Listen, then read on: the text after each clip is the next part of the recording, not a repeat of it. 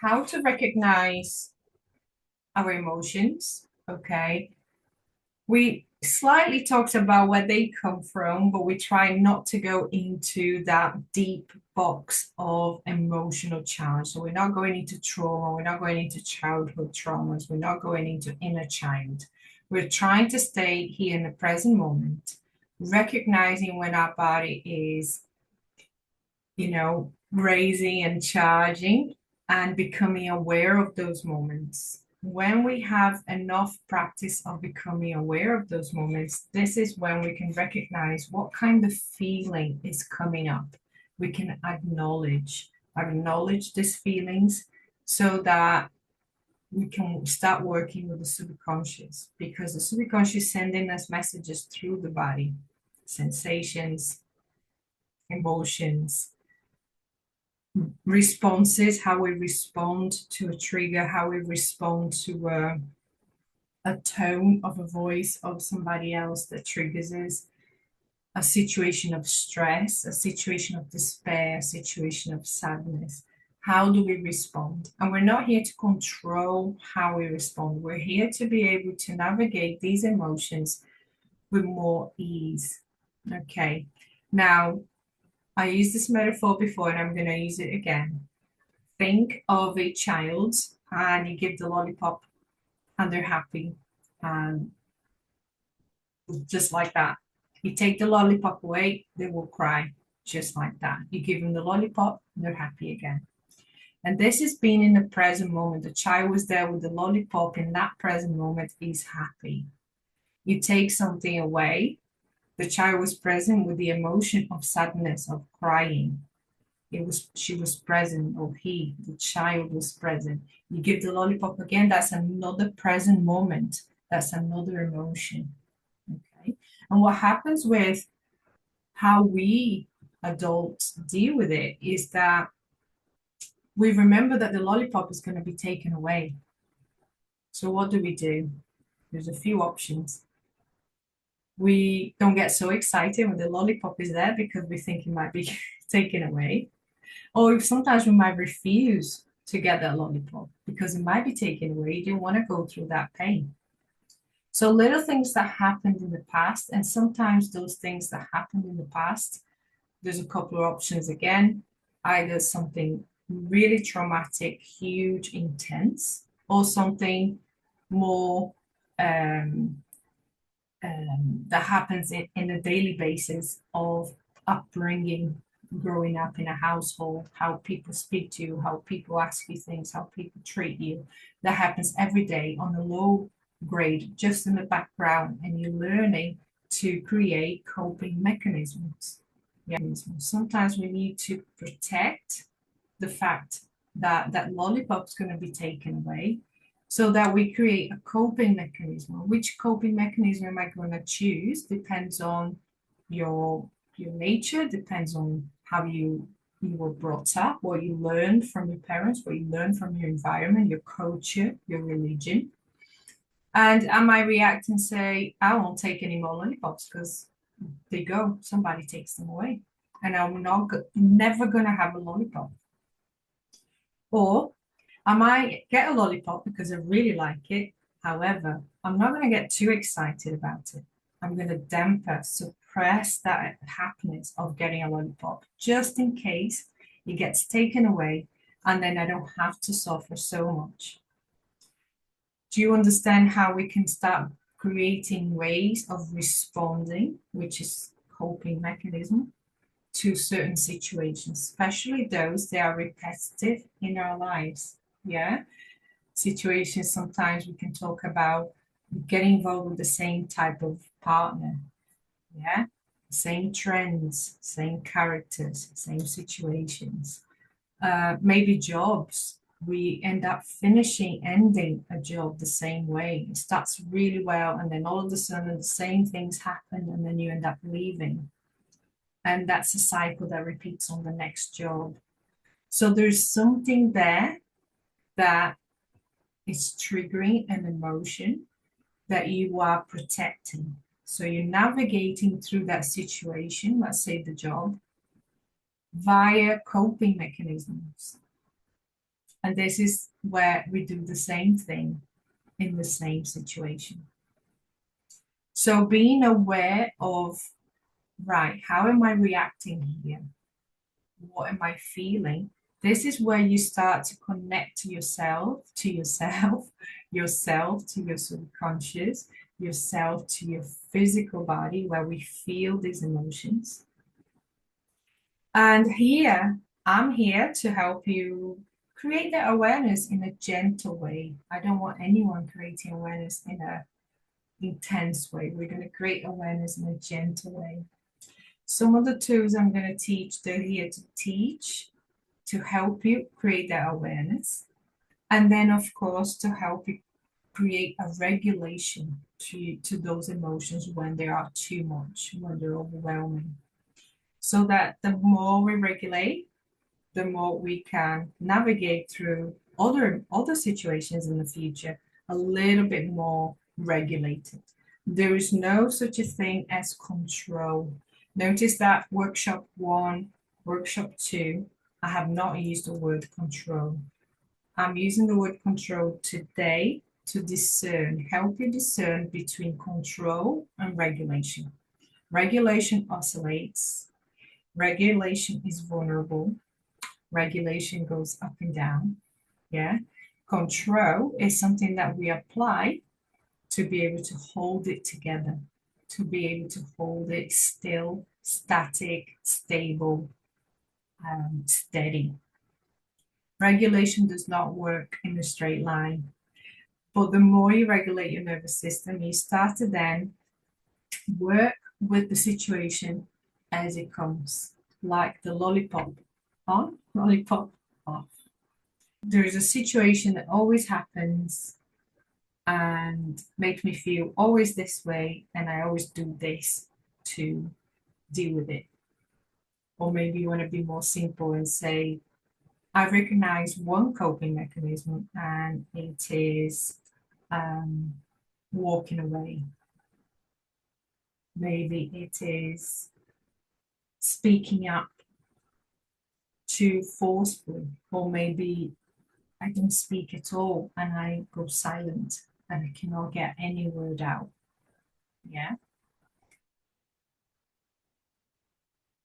Yeah. And that's, yeah. So I can see that. And if that emotional charge comes too fast, too quickly, too intense, yeah, the tap is open, it comes through. We just don't know how to shut it down. So it becomes overwhelming. And then, of course, it is just a reaction that we have to that overwhelming feeling. Well, how do we then navigate a situation so that we don't feel so open to it, so vulnerable to the point that it makes us that upset, right? And that's where being aware that you are feeling that emotion at that time, you will discover why. You will understand why. Those are the parts of your experience that no one can tell you why and what's going on and why. We can only help you. Any therapist can only help you then find that moment to understand where you're coming from, to then understand how you navigate the situation. Of course, if you're doing therapy, um, if you're doing proper therapy, sorry, something came up on the screen. And then you can come back to the to the consultation office and then have a chat, and they're going to use different techniques to try to get the information out of your subconscious. Yeah, then that's a massive help. But even for you to have that information to actually go to a therapist and say, when I get in this situation, this happens and I feel this way and I respond this way every time, you still need to be aware. So that is a huge awareness already. The next point of awareness, so when you recognize these moments and you know you have these moments, make a little list when they come up in a journal or anywhere, and then just put it down. One day, This is acknowledging your situation. This is really accepting your situation. The moment we accept that this is exactly how we feel and react without judgment, of course, without self-guilt, without um, the judgment that it's right or wrong, or I shouldn't have, or I don't, I shouldn't be like this, without judgment. This is when something opens up, clarity comes through, and you start to understand where that protective mechanism came from. Okay. Where that protective mechanism and then the coping mechanism came from, what you've been shielding and protecting inside of you, um, so that you don't get hurt again. And that's one deep question to ask when you're ready to journal, when you're ready to do inner deep reflection, which is one of the tools I'm going to go through. I wouldn't go straight to that one right at the beginning of a journey of uncovering these moments. This is perhaps one of the later tools that you use. You first want to understand, how can I regulate my emotions? Because if you go into very deep reflections and you go, oh, I think I understand why, and it opens a huge box in the back in the past, yeah. And it will be one of those moments that can be just re-triggering, right? Just overwhelming again. So how then can you regulate that emotion? So you want to be able to regulate your emotions first. And we'll go through a couple of tools, maybe 2 or 3 today. And then next week we go through another 2 or 3 and have a good practice. And if you have the time to watch the other 2 videos, everything that I said today is very concise, very I explaining much more details in the first 2 videos, so it does help to catch up. I would like to start with 2 tools that I call them the sandwich. The sandwich. And I'll briefly explain this a little bit further for the new one, so it's easy to understand why I call it the sandwich. So in the last 2 videos, I talked about nervous system capacity, okay? Having the nervous system capacity to navigate a situation, stressful situation, without fearing the threat of the lollipop going, without, and being able to just respond emotionally with the emotions that comes up in a regulated way, yeah, when it's not too charged or not too damped out, so not too numbed out. Because we are human, we have to have emotions. We do. We're here on earth. We have to have emotions. But can we have emotions that are, can we feel emotions without feeling re-triggered and re-traumatized? Though re-traumatized might be a very strong word, but re-triggered. And so the bedtime hygiene and the morning reset, so one the night and one in the morning. The reason I like to call them sandwich is because when we have a stressful day or a trigger or a very overwhelming situation, we don't realize this, but the side effect of that situation in the nervous system can last up to 2.5 days. It's one of those moments where something really not nice happens, and for the next couple of days, you're still a bit sensitive, you're still a bit touchy with it, and you're recovering, but you're not there like you were in that when it was happening, but you're still kind of leveling out. When something like that happens and we have those couple of days that is still like we're even in and out of that, or sometimes a lot on your head, you're still thinking about the situation, still bugging you, still bothering you, still go to work, but it's in there. Your nervous system is still hijacked by that. Yeah? Why is it lasting 2.5 days? Can you go when the situation ends? And this is what we're learning. Yeah. So When you do a bedtime hygiene, what we're trying to achieve is the offloading the mind, offloading the nervous system. Every night we fall asleep and we enter a state of deep sleep called the REM. That can last anywhere between 10 minutes to 45 minutes. It can also happen more than once per sleep, so per 8 hours.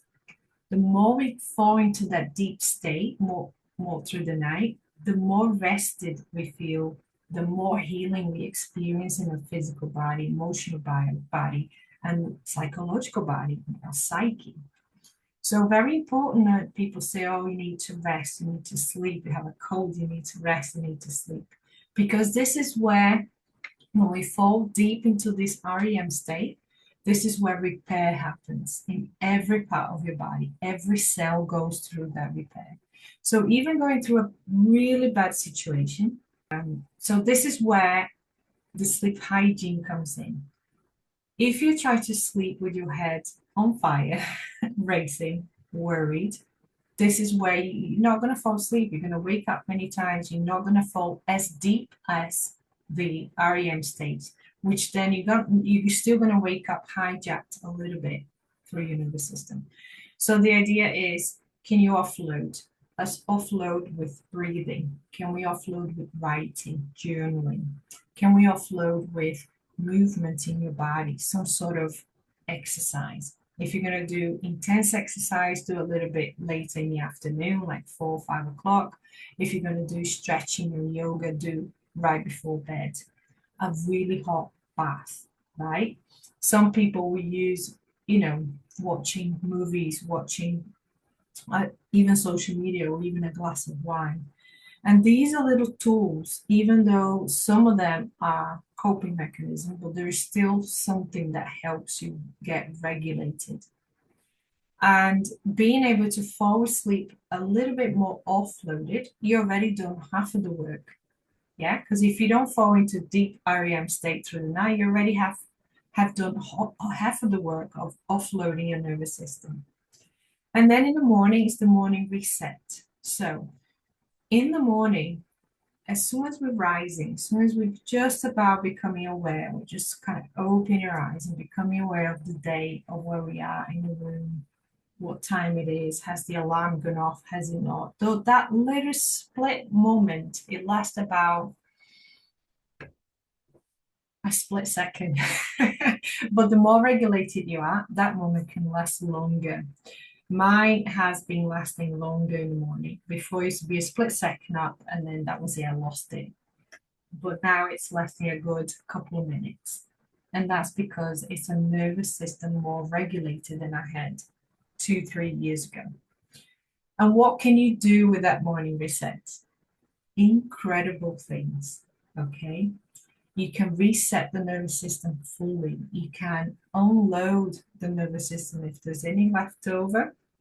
You can just get that day started with the mind clear, with the emotion clear, with the body clear. It's very magical, very interesting how it works. It's scientifically proving that moment that we just wake up. And that's why I call it the sandwich, because if the REM state is the middle of the sandwich, like the filler. But if you protect the REM state, you're doing wonders for your nervous system healing. And the more nights that you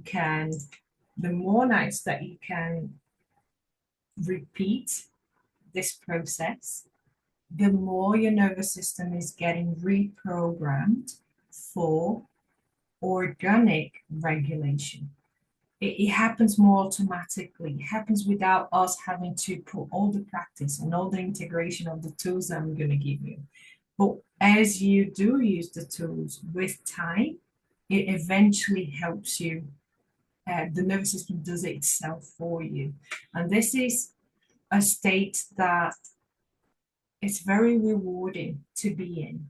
It's a state that helps you understand how normal a nervous system should be and how abnormal we were in that state of chaos, emotional turmoil, mind racing, all those stuff. So it's not normal.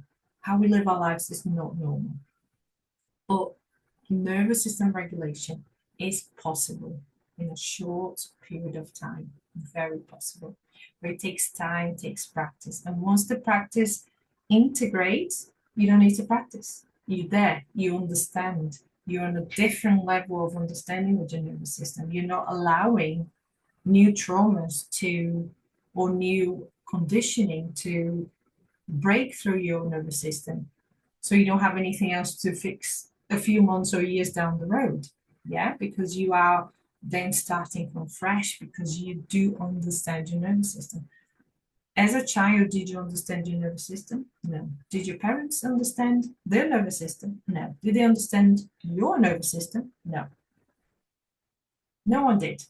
You can't blame anyone for that. Yeah. But this is about taking that accountability to say, I would like to learn about my nervous system. What can I do with it? And there's a lot that you can do through these little tools that it doesn't have to be through huge therapeutic programs of therapy, unless of course we're dealing with PTSD and personality disorder or anything like that.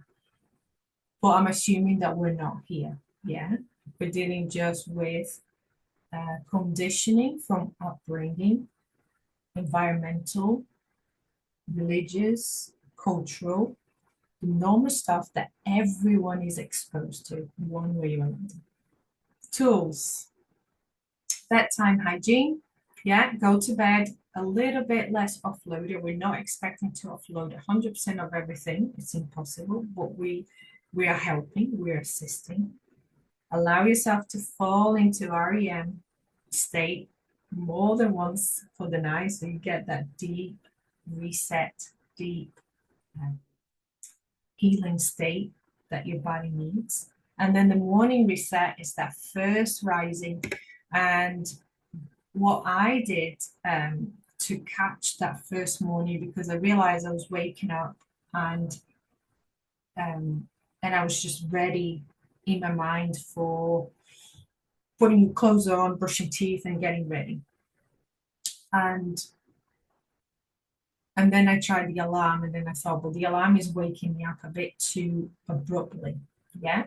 So what I did is I had to catch this. So I put the alarm to where I need it to really be up and running.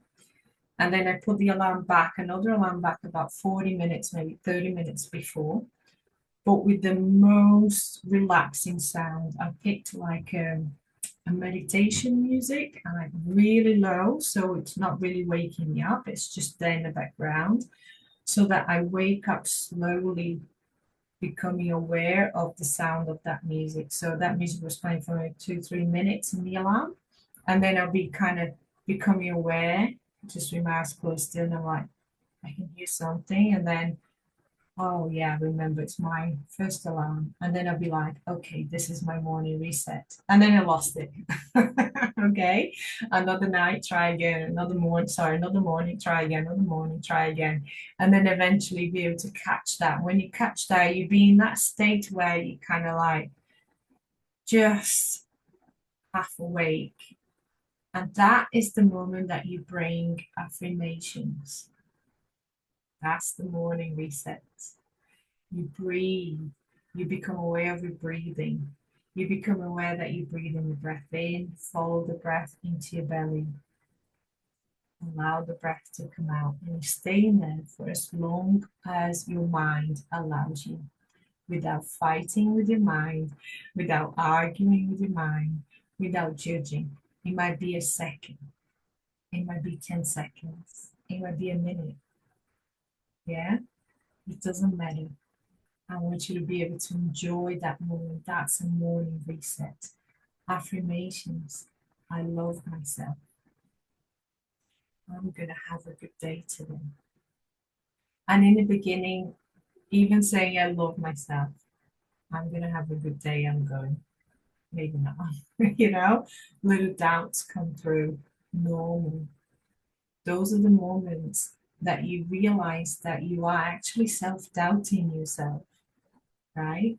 Those are the moments that you're not self-believing yourself and you think, why am I not believing I could have a good day? And that really broke through my mind and go, I'm self-doubting. And then I was able to pick up all these self-doubting thoughts through the days in all little moments of decisions, moments of moving forward. And I was like, I never noticed these thoughts. And now they're here. So that morning, that morning reset is not a reset to say everything's going to go, but it's a reset for you to understand where are you coming from? What's stopping me from moving forward? What's blocking me from doing that thing that I need to do? Procrastination, big one, yeah? Self-doubt, big one. Lack of self-worth, big one. Financial lack, big one. Everything's big. So it's one of those things where you want to work knowing how to self-regulate. When I found out, just as the same example as before, that I was self-doubting and then going through the week, realizing these thoughts in my head, and I'm thinking, I've never heard them before. It wasn't easy to digest, yeah. And I remember being upset one night and going, why? Why am I self-doubting? What I didn't have at that moment when I got a little upset was what how can I regulate this emotion then to help me get through it and understand and get clarity and talk to it? Yeah. And this is where I'm giving you the emotional regulation first, because when these little boxes pop up a little bit, you can self-regulate, you can work through it with clarity. Yeah. Because we're gonna start any awareness that you bring to yourself, you're going to start seeing little things about you. And everything that I talk here is about us, about you. It's nothing about anyone else. Maybe that day I made a decision because someone talked to me and changed my mind. But I only allowed that person to change my mind because I allowed myself to be in self-doubt. Do you understand? It's always down to us. Did I blame myself saying that I allowed that person to change my mind because I allowed myself to be in self-doubt? That's not blaming. Yeah. That's acknowledgement, that's awareness, that's acceptance. I'm not judging myself. It's a fact. I allowed myself to be in a state of self-doubt. So if someone comes in my space and I'm in that state of self-doubt, I will act from self-doubt. And I'm not judging myself. It's a clear fact that I can work with. It's understanding where we come from. Yeah, our coping mechanisms are going to come from these places. So we talked about bedtime hygiene, morning reset, your sandwich. Emotional intensity scale. So let's talk about that one a little bit. Because things can be so overwhelming, yeah, that we get blocked, we get suppressed, we struggle, and it just goes into a little bit of a snowball. We need to learn to be comfortable with ourselves, rating these emotions on a scale 1 to 10, for example. I use the scale with my child, I use 1 to 5. And when the emotion is getting too big, not at the moment of emotion, of course, but a little bit later in reflection, going back, I do a little bit of that. And it's very helpful, very helpful. And being able to see my child come in and say, Mommy, I felt this, and it was like a big 5. But by the time I got to the park, it felt like a three and I was all right. And I was like, oh, that's quite amazing to hear that, that's self-regulation. So it's being able to, in reflection, when you're ready, you don't force yourself. Yeah. Let's say you have an overwhelming moment today. Doesn't mean you're gonna sit down in the evening and do that. like explaining in the class or workshop 1 and 2. You have to wait for the moment to feel the need to go there. You don't want to create this as a chore um, of how to regulate your nervous system. Yeah. And but being able to go back in reflection, use breathing, use journaling and writing and audio recording as well. I use a lot of audio recording. So I go on my phone and I put audio record and I talk to myself. Yeah. I tell myself what happened and I talk to myself. Um, So the journaling, and then scale your emotion. Scale it. When you scale your emotion, sometimes we can bring the emotion back a little bit. And you understand this because we could be relaying to a friend the situation, telling the friend about a situation that we had, and we could have emotions come up. We know because we can be just tearfully just because we're talking about it. If that happens, you rate that emotion coming up. Yeah. You rate that single emotion coming up and give it a number 5, 7, 6, 3. Stay with it, breathing. Stay with it, breathing. There's nothing more you need to do but stay and breathe. Stay. When you are breathing, you're giving a huge signal to the nervous system. You are safe. On workshop 2, we talked about creating a safe space. So very important to go back and look into that. When your nervous system feels safe, the emotion can then, it starts to dissipate from your body. Dissipate, dissipate, dissipate. You want to do that in a safe space. You want to do that in a moment that you're not going to have people knocking on the door.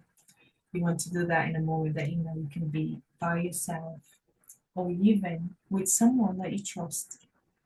Yeah. If the emotion comes up and you're talking to someone, just stay with it and breathe. Ask that person to just be there with you. No talking, no trying to make it better. Just breathe and breathe. Because the time to, the trying to make it better is a coping mechanism to make it go away. And with these tools, we're not trying to suppress emotions, block it, or make it go away. We're trying to rebalance it. But sometimes the reaction can feel like a 10 when it could be a 2. So we want to rebalance, we want to recalibrate how these reactions are interpreting what we are navigating. So that's emotional intensity scale will be on the workbook that I sent the link, so you can have this reference to be able to just remember. Okay. And then name the emotion. This is a good one, but if you don't have a name for the emotion, skip it. Do not bother. Don't do it. Okay. There's nothing worse than naming an emotion and then later on, months later, realizing that it wasn't that emotion. Because if you think about, we only know the name of emotions because our parents told us what they were. We only know what sad is because our parents told us we were sad at the moment they thought we were sad. We were angry and we understood what angry was in our body because our parents told us one day that perhaps we were a bit angry at that time. Nothing wrong, we're not judging, we're not blaming them, okay? They were helping us. I discovered 2 weeks ago, just before this beginning of this course, that there was an emotion that was with me that every so often I felt, and I kind of felt it, I kind of used the word sadness. And like, but then at times I felt and I thought, sadness with disappointment. I could never put my finger in it. I thought, somebody has given me a label for that emotion. And I turned out it was lament. I was lamenting and I didn't know. Yeah.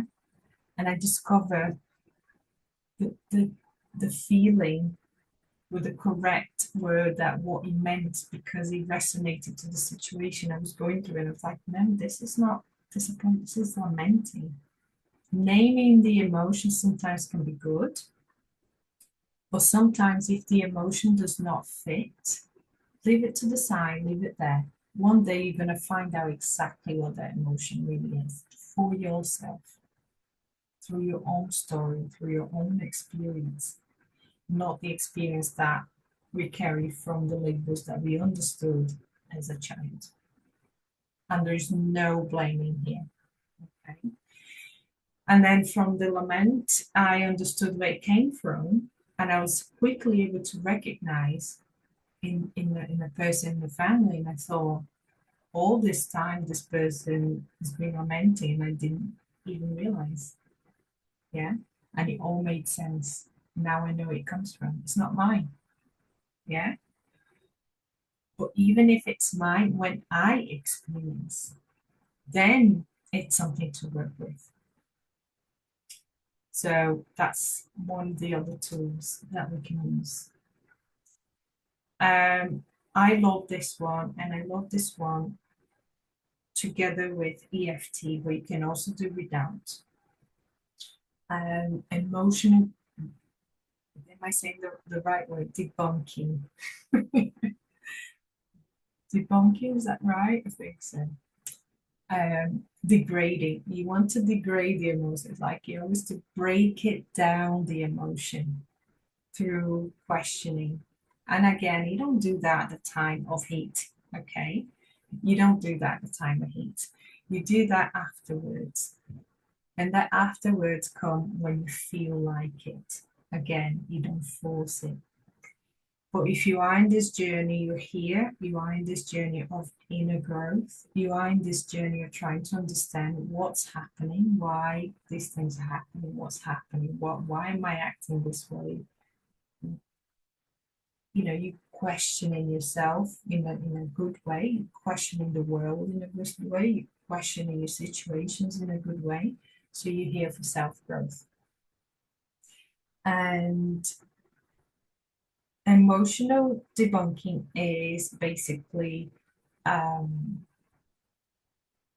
example, you're very angry, very, very, very angry. Okay. And perhaps this happened even in childhood, if you think about it. You're very angry, and then all of a sudden your parents are here trying to help you, make you feel better, and maybe tickle you a little bit and try to bring you to laughing. We do that with our kids, don't we? Try to distract them and bring you to laughing. It's not very easy to go from that to that. As an adult is even more difficult. So it's being able to go from maybe angry to not so angry to maybe frustrated, and then from frustrated to disappointed, and then from disappointed to okay, dissatisfied, and then from dissatisfied to a bit neutral, and then from a bit neutral to I'm okay, and then from okay to like, you know, I'm a bit happy now, I'm a bit relaxed now. Does that make sense? Because it's very difficult to jump from one to another. It's a massive switch. Sometimes we have to navigate the winding down of that emotion. There's actually a list which I can share in the group later that you can have a look at the emotional scale of each emotion. Of course, angry will be at the top, frustration will be somewhere in the middle. So it's navigating yourself down into these more easy emotions, so self-regulating. And that happens through questioning. And one of the questions I like very much, and I use myself, is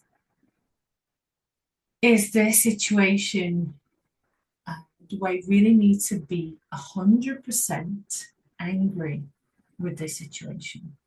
Because remember the emotional intensity scale, when you have to scale your emotion to 10 as being the worst, the top emotion.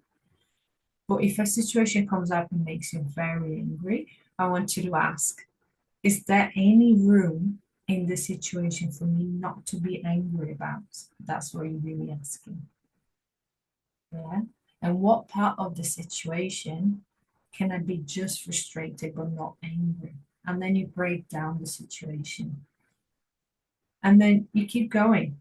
You keep going until you convince yourself in a way, but not conditioning, but you convince yourself that that anger, I can grade it down.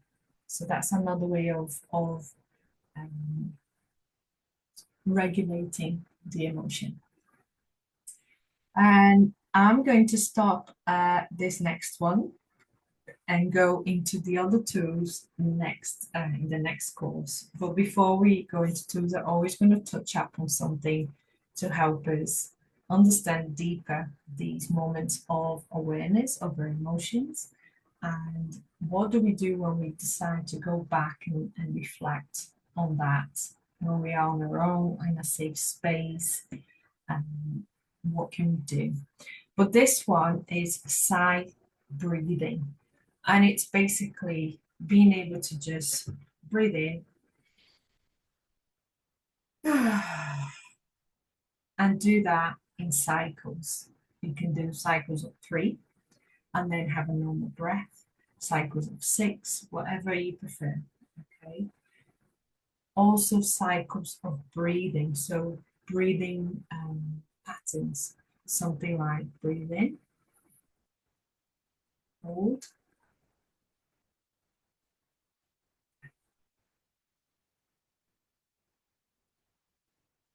breathe out. And every single two should be combined with breathing. And when I say breathing, of course, we are breathing all the time.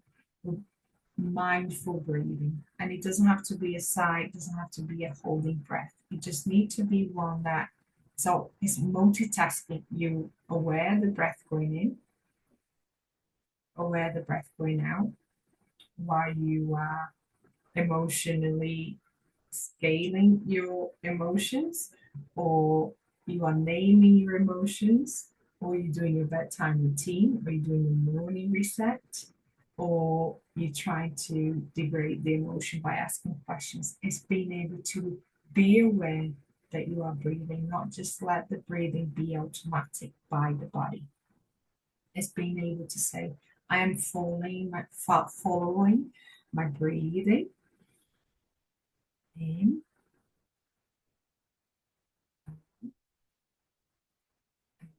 Now, and you feel the breath going in and you feel the breath going out.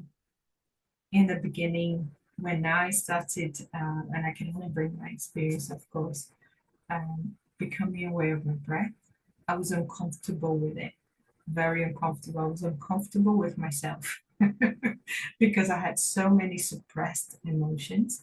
I had so many, uh, not just suppressed emotion, but so many things I was blocking not to feel that the minute I felt my breath, I was feeling my body trapped in these sensations. So I could only do a couple of breaths at a time, but I was persistent. And what did I do? A couple of breaths at a time, relax, another couple of breaths. Sometimes I was doing while I was driving, give it 2 or 3 breaths where I really know the breath going in, going out, right before bed, right before waking up, that morning reset moment where you just realize you're coming through, just try to get 2 breaths in. And then I was able to do 3, and then I was able to do 4, And now I can lead meditation with people and I can do the breath throughout the whole hour. Yeah. But with that, that was the tool that cleared all the suppressed emotions one at a time. One emotion here, another day I cleared another emotion, another day I cleared another emotion. And you offload your fascia, your physical body. Your fascia carries all these trapped emotions in pain, in sometimes even injuries. Yeah. So being able to offload these emotions from your physical body. Emotions get trapped in the body. It's not just here. Here creates the emotion. Here generates the feeling. And this is where the breathing clears the trapped emotions. It teaches you what emotions are you suppressing. It teaches you which emotions are you blocking. It teaches you which emotions are you just letting it flush through and overwhelm. Yeah, sometimes we have a very open channel and then we feel everything. So we're not suppressing, we're just very open. That's the same as breathing, that is dysregulation. So we're here learning to regulate. That's the priority. Okay. So this week, just a suggestion, of course, trying to build up those breathing cycles. Sometimes when you're doing accounts, sometimes you are dealing with a customer, maybe a little bit more difficult customer. Can you then focus the awareness to how the breath goes in your body in and out just for one breath? Maybe you're listening to the customer, maybe you're listening to your boss, maybe you're listening to your partner, and you're just having that awareness. I'm here with my breath. I'm still listening. I still have emotions to react to go through the situation, but can I hear my breath inside and can I feel? And that's the tool that you need to master to be able to use all the other tools and make it work.